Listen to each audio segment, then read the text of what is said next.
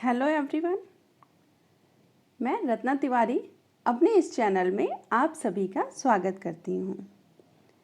तो आज मैं आपके सामने बिल्कुल ही नया अध्याय लेकर आई हूँ जो आपकी यूनिट 3 है, प्रारंभिक बाल्यावस्था देखभाल और शिक्षा।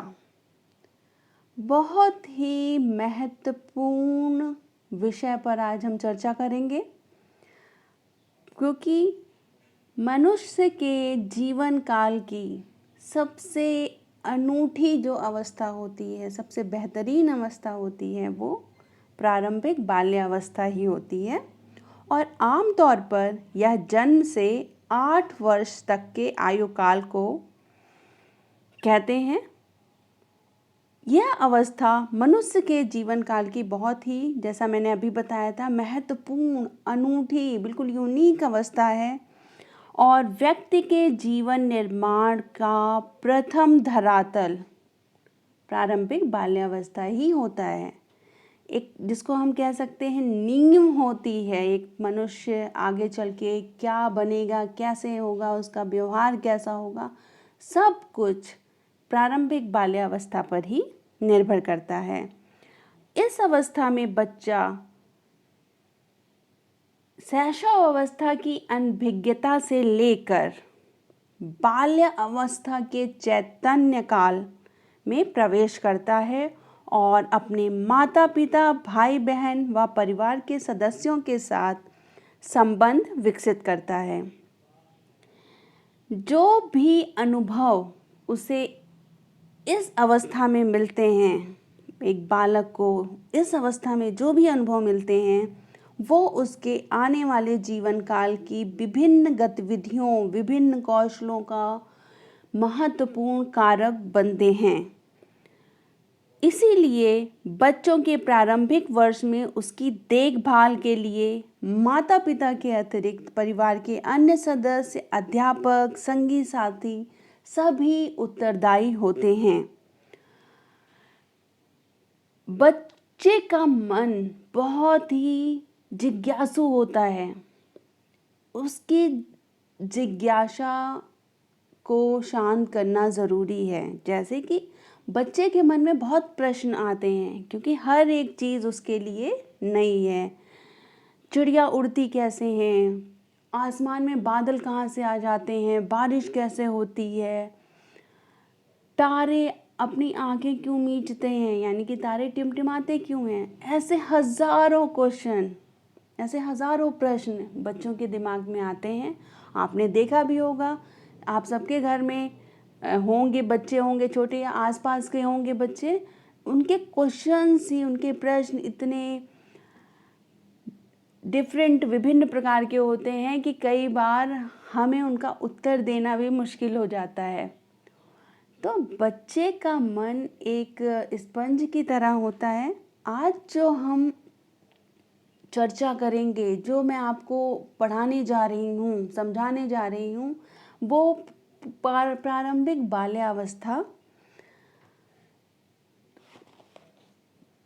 बाल्यावस्था में देखभाल कैसे करनी है और शिक्षा क्या देनी है, उसका महत्व क्या है एक बच्चे के पूरी ज़िंदगी में, उस पर चर्चा करेंगे। तो सबसे पहले सीखने के उद्देश्य को जानते हैं। इस पाठ को पढ़ने के बाद आप प्रारंभिक बाल्यावस्था देखभाल, शिक्षा और मौलिक सिद्धांत जो भारतीय मूल में लागू होते हैं, उनके बारे में जान सकेंगे। देखभाल के महत्व को समझेंगे। बच्चों के साथ कैसे खेलते हैं, क्या सीखते हैं बच्चे, कैसे खेल खेल में सीखते हैं, उसके बारे में समझेंगे। और जीविका के कौन कौन से अवसर इस क्षेत्र में उपलब्ध हैं, ये जान पाएंगे। ये अध्याय शुरू करने के पहले मैं एक बार आपको एक मानव की पूरे जीवन काल में कौन कौन सी उम्र में कौन सी अवस्था होती है, जीवन काल की अवस्थाओं के बारे में बता रही हूँ।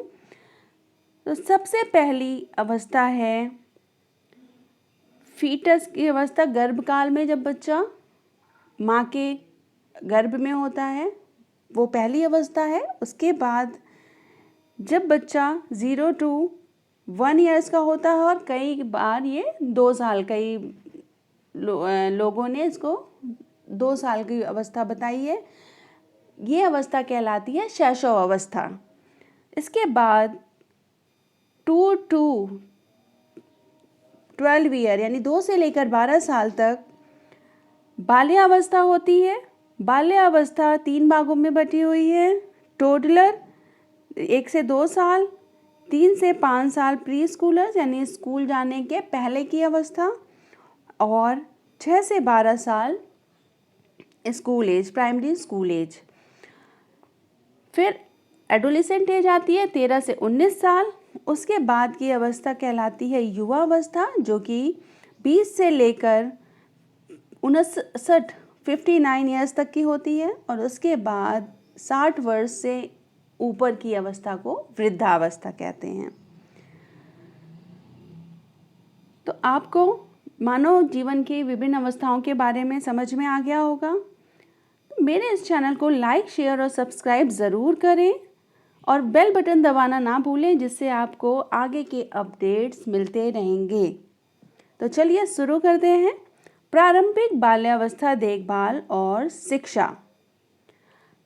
प्रारंभिक बाल्यावस्था, जैसे कि मैंने अभी बताया था आपको, कि बहुत ही महत्वपूर्ण अवस्था है, और जन्म से 8 वर्ष तक की अवधि के रूप में इसको हम परिभाषित कर सकते हैं। उल्लेखनीय विकास का समय है ये। इस समय जो विकास होता है वो बहुत ही महत्वपूर्ण होता है। बच्चे का शारीरिक, मानसिक, संवेगात्मक, ज्ञानात्मक, भाषा का विकास, ये सारे विकास बहुत ही उल्लेखनीय ढंग से होते हैं। और इस समय जो बच्चा सीख लेता है, समझ लेता है, वो पूरे जीवन काल में उसको प्रभावित करता है। मस्तिष्क विकास इस समय अपने चरम पर होता है, और 8 वर्ष तक लगभग बच्चे का 90% तक मस्तिष्क का विकास हो जाता है। बच्चे पर्यावरण और लोगों से अत्यधिक प्रभावित होते हैं, उन लोगों से जो उनके आसपास होते हैं, चाहे वो उनके घर में हो। अगर बच्चा स्कूल जा रहा है, प्री स्कूल, पूर्व स्कूल जा रहा है, तो वहाँ जो लोग उसके आसपास होते हैं, बच्चा उनसे बहुत प्रभावित होता है। इसके अलावा ज़बरदस्त शारीरिक, संज्ञानात्मक, सामाजिक, भावनात्मक विकास का ये समय होता है।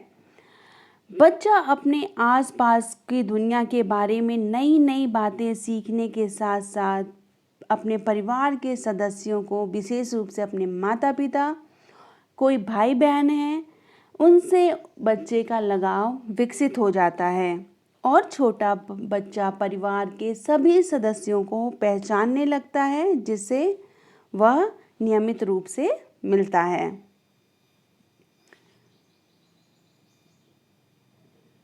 ECCE यानी कि प्रारंभिक बाल्यावस्था देखभाल और शिक्षा, NPE 1986 ने सिफारिश की कि ECCE का कार्यक्रम बाल केंद्रित होगा। जो भी कार्यक्रम बनाया जाएगा प्रारंभिक बाल्यावस्था देखभाल शिक्षा में, वो बिल्कुल ही बच्चे को ध्यान में रखकर, बच्चे को केंद्र में रखकर बनाया जाएगा, और खेलने और बच्चे के व्यक्तित्व के आसपास ध्यान केंद्रित होगा। इसमें सीखने के 3R जो औपचारिक तरीका है पढ़ने का, और 3R क्या है? रीडिंग, राइटिंग एंड अरिथमेटिक,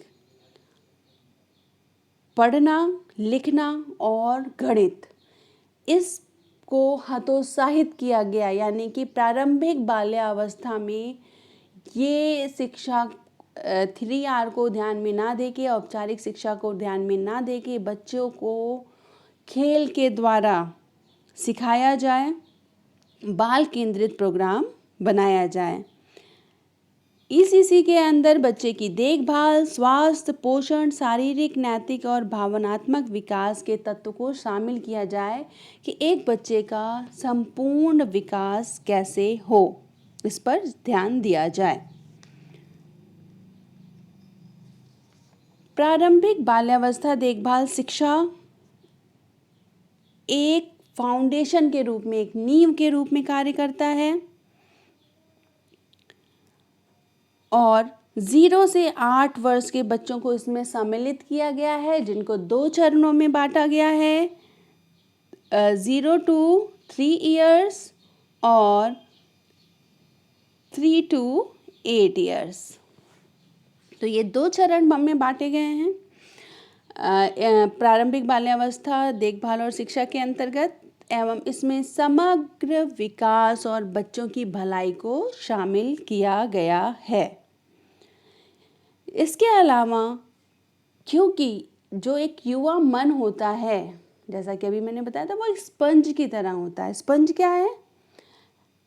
इसमें जो भी आप डालोगे लिक्विड वो अवशोषित कर लेता है स्पंज। इसी तरह बच्चे का मन भी एक स्पंज होता है, स्पंज के जैसा होता है।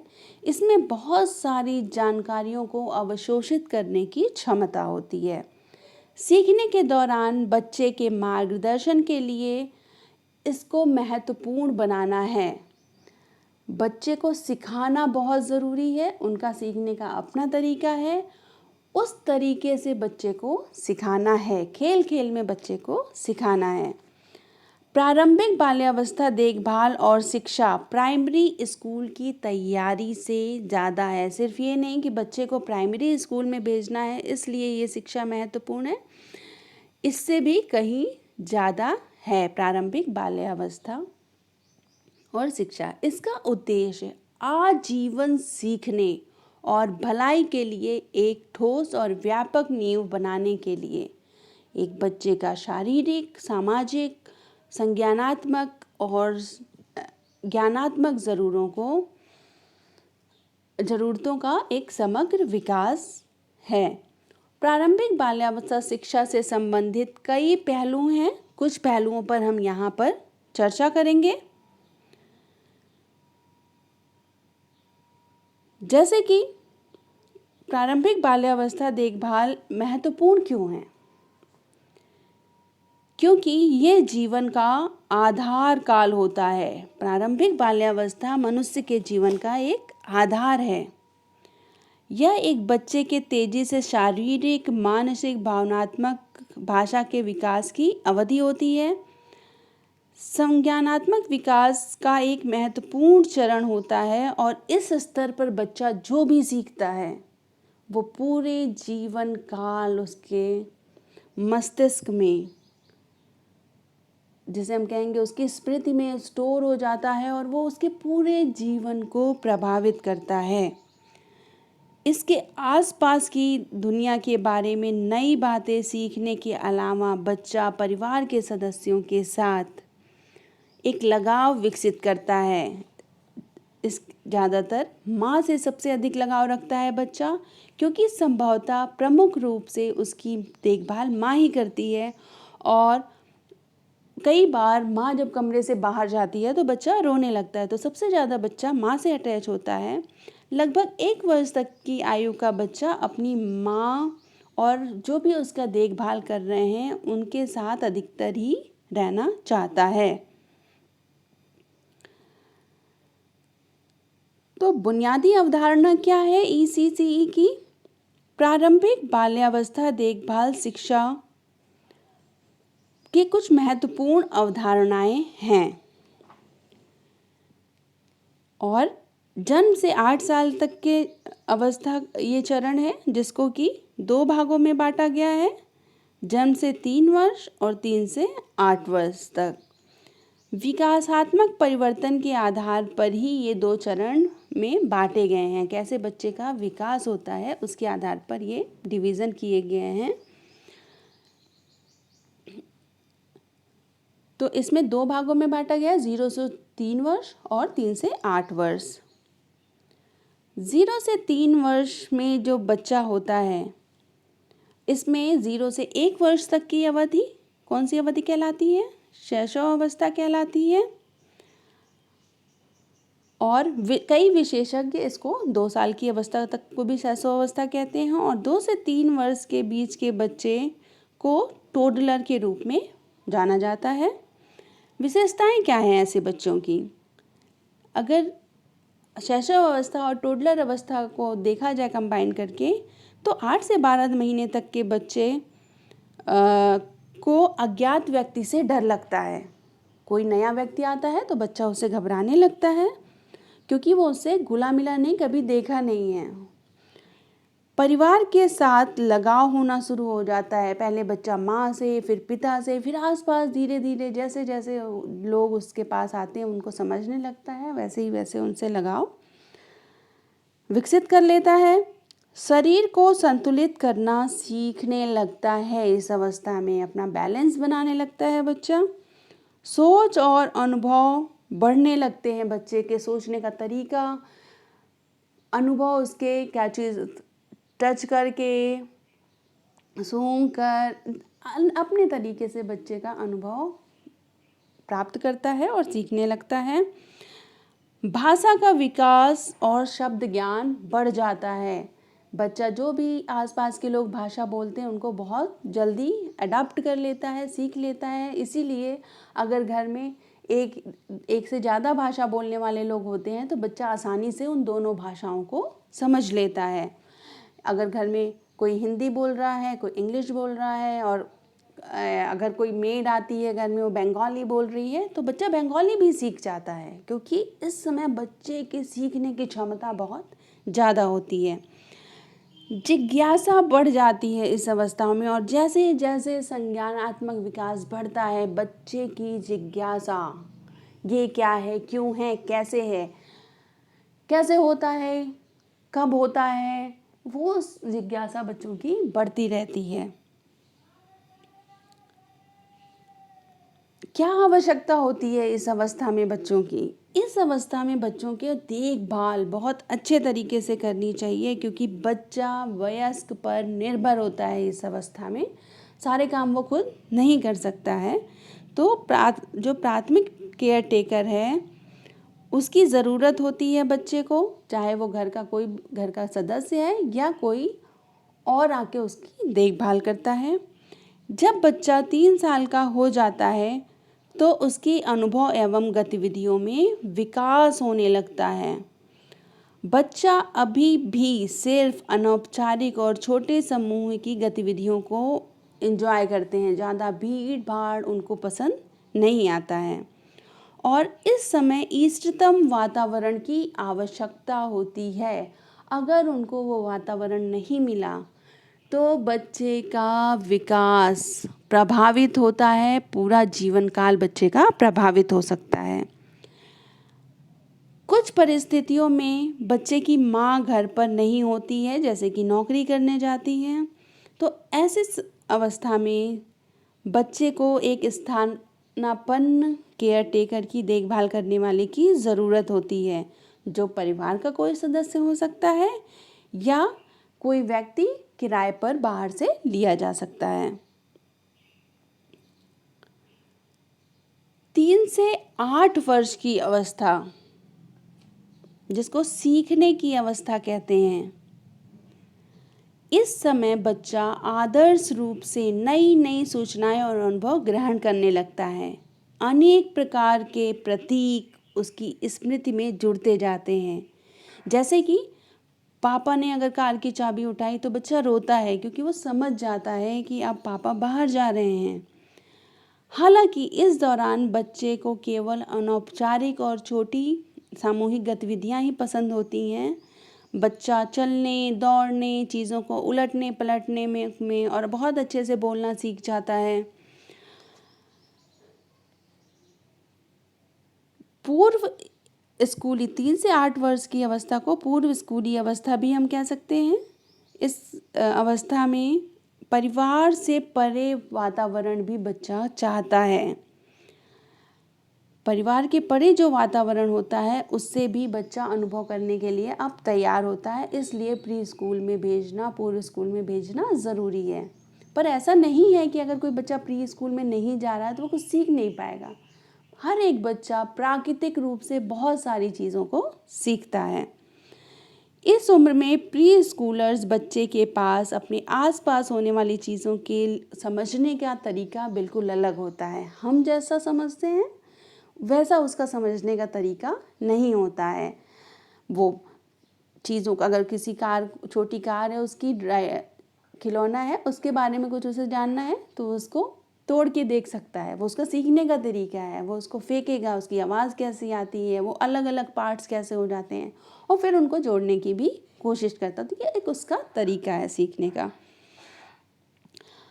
अपने तरीक़ों से, घटनाओं से वो अपना एक कॉन्सेप्ट बना लेते हैं और उसके हिसाब से चीज़ों को समझते हैं।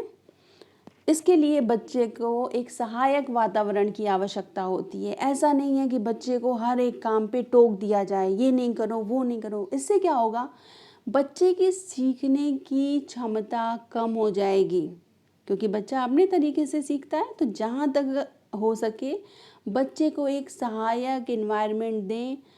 ज़्यादा कुछ ऐसा ना हो कि तोड़ फोड़ बहुत ज़्यादा करके आपका कुछ बड़ा नुकसान करता। अदरवाइज़ बच्चे को सीखने के अवसर देने चाहिए। इस समय एक शिक्षक को प्री स्कूल या नर्सरी स्कूल शिक्षक के रूप में विशेष रूप से प्रशिक्षित करने की ज़रूरत है। विशेष रूप से प्रशिक्षित किया हुआ व्यक्ति ही ऐसे बच्चों को समझ सकता है और उनके सीखने में मदद कर सकता है। तो इस अवस्था में अगर बच्चे को औपचारिक स्कूल में पढ़ने के लिए विवश किया जाता है तो बच्चे की जिज्ञासा खत्म हो सकती है। वो बेचैन हो सकते हैं, असुरक्षित महसूस करने लगेंगे। इसलिए ये समझना ज़रूरी है कि इस उम्र के बच्चों को सीखने के लिए सबसे अनुकूल परिवेश जो चाहिए होता है वो है सुरक्षित, सहज, स्नेहपूर्ण एवं विविध प्रकार के व्यक्तियों और खेल सामग्रियों से युक्त हो वो परिवेश। और यहाँ बच्चों की देखभाल करने वाले वयस्क उपस्थित हों, क्योंकि बच्चा अकेले सीख नहीं पाएगा, उसकी जिज्ञासा कौन शांत करेगा। तो इसलिए कोई ना कोई एक व्यक्ति बच्चे के साथ ज़रूर होना चाहिए। अब हम प्री स्कूल या विद्यालय के पूर्व के स्कूल या पूर्व स्कूल पर चर्चा करेंगे। छोटे बच्चों के लिए कुछ प्री स्कूल्स होते हैं, क्योंकि प्री स्कूल में जो बच्चा सीखता है वो उसके लिए बहुत ही लाभदायक होता है। प्रारंभिक बाल्यावस्था में बच्चों की पसंद के अनुरूप डिज़ाइन की गई गतिविधियों और खेल के तरीके होते हैं, खेल खेल में सिखाने की जो विधियां होती हैं वो बच्चे को पढ़ने को, सीखने की जो उसकी इच्छा होती है उसको और रुचिकर बना देती हैं। प्री स्कूल ही संभवतः ऐसी जगह है जहां बच्चा दूसरे बच्चों के साथ रहना पसंद करता है। यहाँ बच्चा दूसरे बच्चों के साथ रहकर बहुत ही खुश होता है और बहुत तेज़ी से काम करना सीखता है। ये भी देखा गया है कि जो बच्चे प्री स्कूल जाने लगते हैं वो बच्चों को देख देख कर खाना खाना, कपड़े बदलना, यहाँ तक कि दूसरे बच्चों की भाषा को भी सीख जाते हैं, जो कई बार वो घर में अकेले नहीं सीख पाते हैं। ये चीज़ें वहाँ पर वो जल्दी सीख लेते हैं। इसलिए यहाँ का प्री स्कूल का अनुभव देना भी बच्चों के लिए बहुत महत्वपूर्ण है। यही नहीं, ऐसे बच्चे जो कठिन परिस्थितियों में पलते हैं, जिन्हें सीखने के लिए अतिरिक्त सहायता की ज़रूरत होती है, ऐसे बच्चों के लिए भी प्री स्कूल बहुत लाभदायक है। कई लोग ये भी कहते हैं कि प्री स्कूल में जो बच्चे नहीं जाते हैं वो कुछ सीख नहीं पाते हैं, पर ऐसा बिल्कुल नहीं है। हर बच्चा प्राकृतिक रूप से कुछ ना कुछ सीखता है। वातावरण से, अपने आसपास से बहुत सारी जानकारियों को जुटा लेता है और एक तरीके से बच्चा फॉर्मल स्कूल में पढ़ने के लिए तैयार हो जाता है।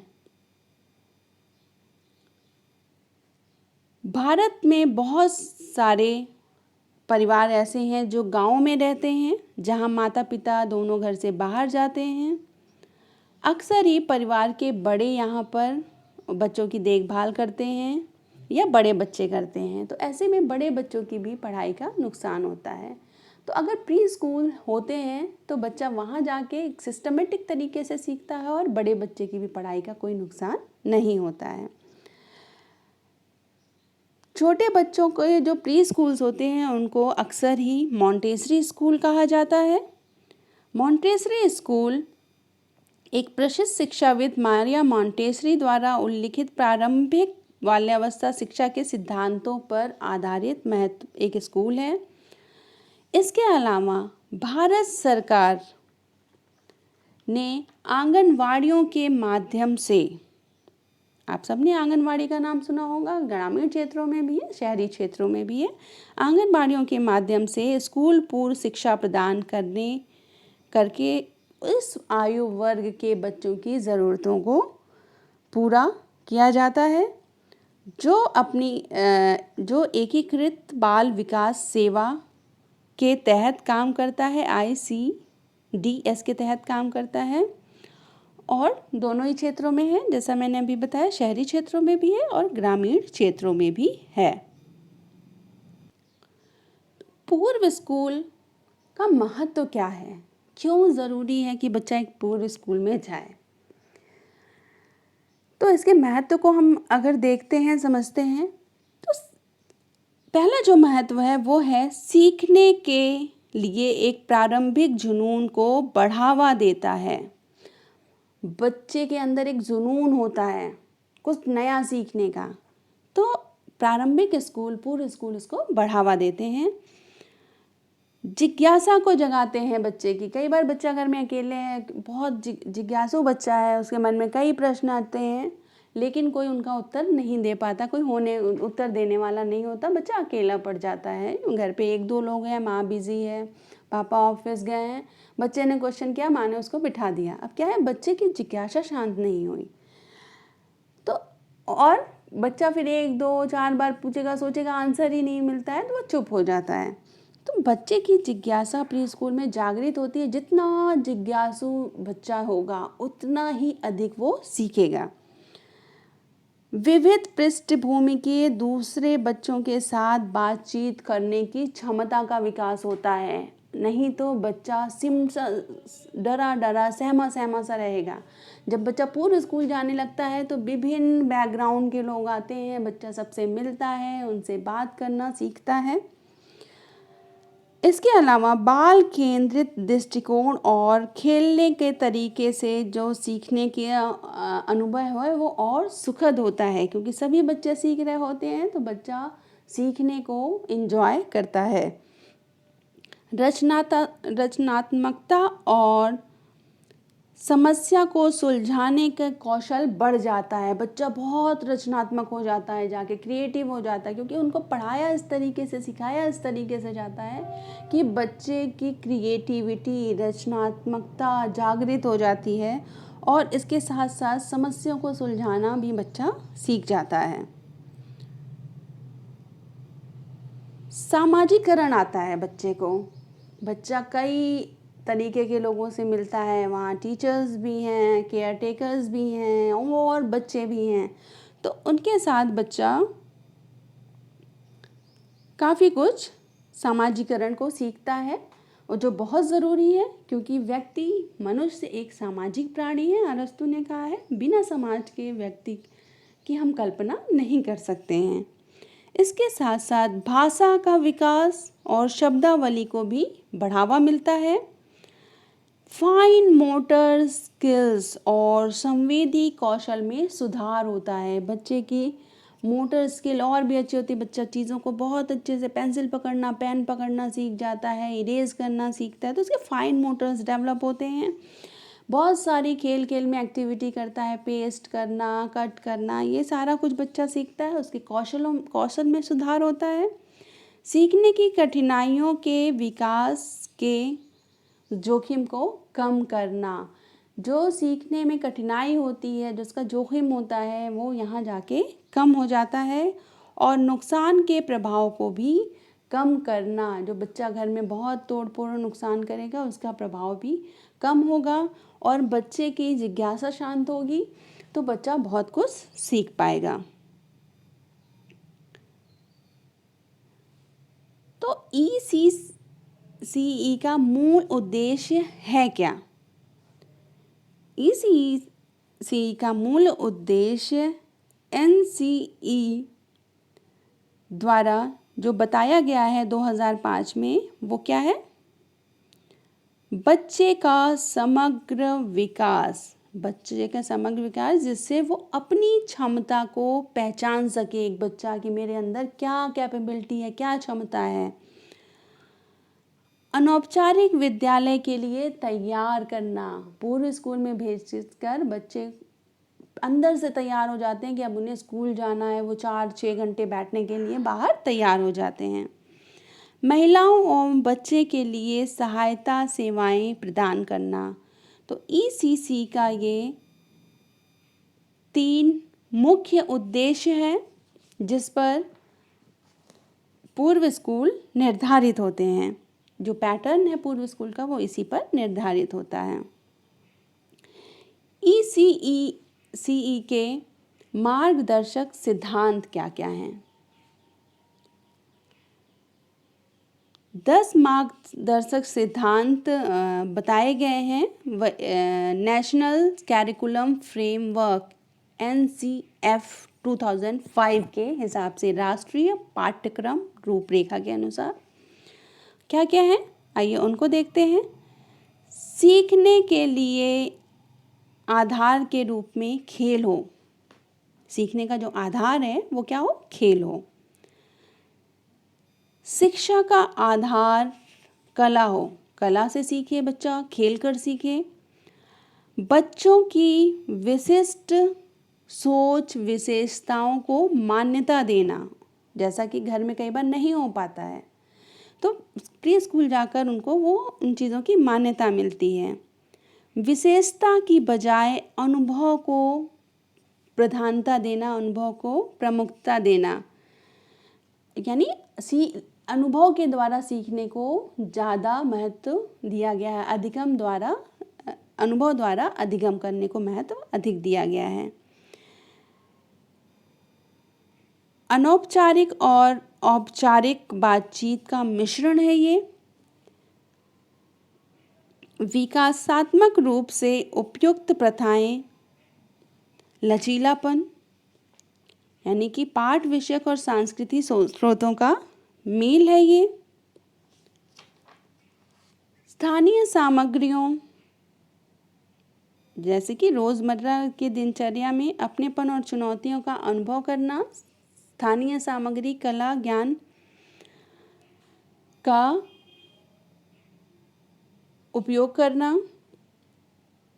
और स्वास्थ्य कल्याण और स्वस्थ आदतों का विकास। ये सारे मार्गदर्शक सिद्धांत हैं ECCE के। अब जैसा कि मैंने कुछ देर पहले आपको बताया था इसी वीडियो में कि अगर घर में माँ बाप और बच्चे का नहीं है, घर में उपस्थित नहीं है, वो काम पे जाते हैं, जॉब पर जाते हैं, तो बच्चे को एक वैकल्पिक देखभाल की आवश्यकता होती है, क्योंकि बच्चा वयस्कों पर निर्भर होता है इस आयु में। तो वैकल्पिक देखभाल या तो घर में कोई सदस्य कर रहा होता है, या अगर घर में कोई बड़ा सदस्य नहीं है देखभाल करने के लिए तो बच्चा क्रेच में या डे केयर सेंटर में जाता है। घर के अतिरिक्त जो संस्थाएं हैं वो डे केयर और क्रेच हैं। क्या होता है क्रेच और डे केयर? शिशु केंद्र या क्रेच एक प्रकार की संस्थागत व्यवस्था है जिसे विशेष रूप से शिशुओं और छोटे बच्चों की घर में देखभाल करने वालों की अनुपस्थिति में वैकल्पिक देखभाल के लिए बनाया गया है। उसकी डिज़ाइन इस तरह से है कि माता पिता की अनुपस्थिति में बच्चे की देखभाल कैसे हो। डे केयर सेंटर दिन में देखभाल करने वाले केंद्र होते हैं और जिसमें शिशुओं और विद्यालय पूर्व की घर में प्रमुख देखभालकर्ता की अनुपस्थिति में वहाँ पर देखभाल की जाती है। स्वतंत्र स्कूलों से जुड़े भी कुछ डे केयर केंद्र होते हैं और कुछ स्कूलों में शिशुओं के लिए डे केयर का विकल्प भी होता है। बहुत फ़र्क नहीं है एक डे केयर में और एक क्रच में। जो बेसिकली फ़र्क है, जो बहुत छोटा सा है, वो एकमात्र अंतर यह है कि क्रच बहुत कम संरचित होते हैं इंफ्रास्ट्रक्चर वाइज, बिल्डिंग वाइज, जबकि डे केयर थोड़ा ज़्यादा संरचित होते हैं। बस यही एक फ़र्क है। इन कार्यक्रमों में शिक्षकों और सहायकों को विशेष रूप से बहुत छोटे बच्चों की देखभाल, उनकी सुरक्षा, उनकी फीडिंग, शौचालय की आदतों को, भाषा विकास, सामाजिक और भावनात्मक ज़रूरत और सीखने के को प्रशिक्षित करना ज़रूरी होता है। तो वैकल्पिक देखभाल भी, अगर माता पिता घर में उपस्थित नहीं है तो ये ज़रूरी है बच्चे के लिए।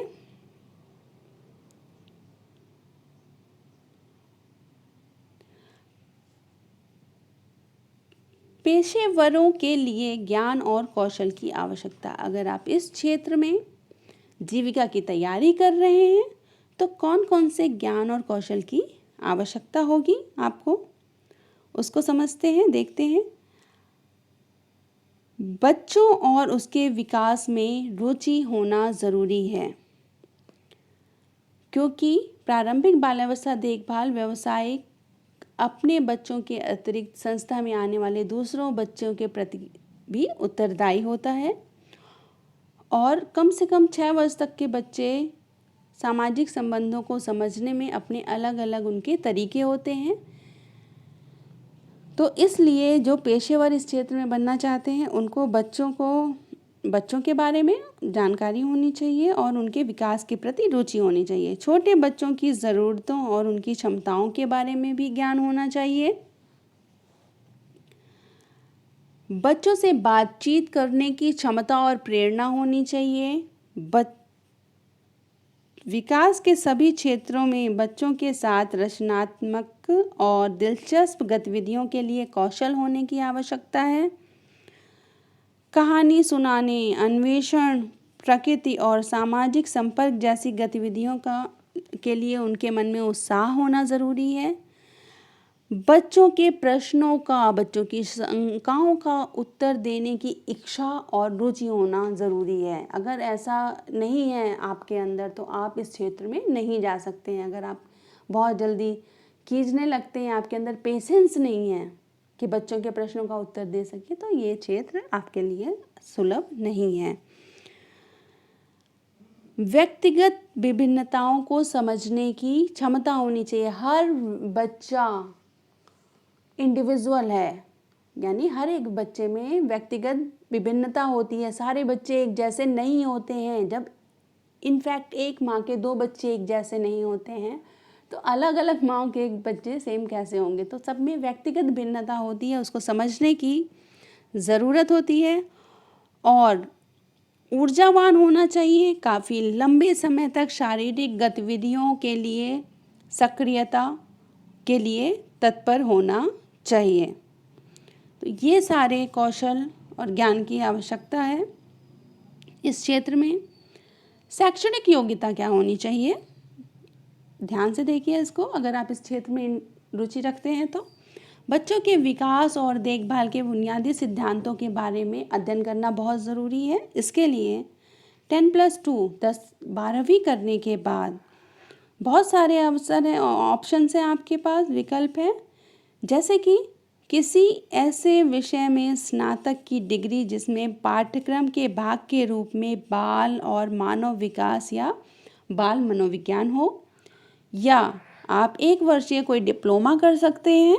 किसी भी ओपन यूनिवर्सिटी में बहुत सारे पाठ्यक्रम हैं जिसमें आप डिप्लोमा कर सकते हैं, या 12वीं करने के बाद डायरेक्ट आप सीधे नर्सरी शिक्षक प्रशिक्षण कर सकते हैं। तो इसके अतिरिक्त समुदाय की जानकारी होना, डे केयर क्रच की गतिविधियों को जानना जिसमें बच्चा पला बड़ा, उनको समझना ज़रूरी है। शिक्षक को प्रशासनिक और प्रबंधकीय कौशल में भी सक्षम होना चाहिए जिससे वो रिकॉर्ड रख सके। ये सारी योग्यताएं उनमें होनी चाहिए। और तुलना नहीं करनी चाहिए। तो शिक्षा का कार्यक्षेत्र क्या है? प्रारंभिक बाल्यावस्था देखभाल और शिक्षा का कार्यक्षेत्र बहुत व्यापक क्षेत्र है, जिसमें से कुछ की हम यहाँ पर चर्चा करते हैं, आपको बताते हैं। छोटे बच्चों के शिक्षक अथवा देखभालकर्ता के रूप में प्रशिक्षित व्यक्ति के लिए बहुत ही कार्यक्षेत्र अवसर है, जैसे कि क्रच है, जहाँ डे केयर सेंटर्स हैं, नर्सरी स्कूल्स हैं, कुछ गैर सरकारी संगठन हैं, ICDS समेकित बाल विकास योजनाएं हैं, जिसके अंतर्गत आंगनवाड़ी सेंटर्स चलते हैं, एवं बहुत सारे प्रशिक्षण संस्थान हैं। तो ये कार्यक्षेत्र है प्रारंभिक बाल्यावस्था एवं शिक्षा का। बहुत से गैर सरकारी और सरकारी संगठन भी हैं जहाँ पर ये सामान्य सेवाएं उपलब्ध हैं। जीविका के अवसर क्या क्या हैं? अगर आप इस क्षेत्र में जाना चाहते हैं तो आपके लिए जीविका के अवसर क्या हैं, उन पर एक दृष्टि डालिए अपनी। डे केयर सेंटर और क्रच में केयर टेकर के रूप में कार्य कर सकते हैं। छोटे बच्चों के लिए कार्यक्रमों के लिए एक टीम सदस्य के रूप में काम कर सकते हैं। सरकारी या गैर सरकारी संगठन, NGO जिसको कहते हैं, कुछ नॉन गवर्नमेंट ऑर्गेनाइजेशन और कुछ सरकारी ऑर्गेनाइजेशंस हैं, जिसमें योजना बनाने और उन्हें बढ़ावा देने के लिए एक पेशेवर के रूप में कार्य कर सकते हैं। बच्चों से संबंधित गतिविधियों में उद्यमी बन सकते हैं, कोई भी गतिविधि क्लब खोल सकते हैं या पूर्व स्कूल शिक्षा केंद्र खोल सकते हैं। उच्च अध्ययन के लिए जा सकते हैं, एक स्नातकोत्तर डिप्लोमा या डिग्री या डॉक्टरेट डिग्री कर सकते हैं इस क्षेत्र में, और अनुसंधान के अवसर भी उपलब्ध हैं। बहुत सारे बच्चों पर रिसर्च होते हैं जिसमें आप अपना अनुसंधान कर सकते हैं, PhD कर सकते हैं। तो ये थे जीविका के अवसर इस क्षेत्र में।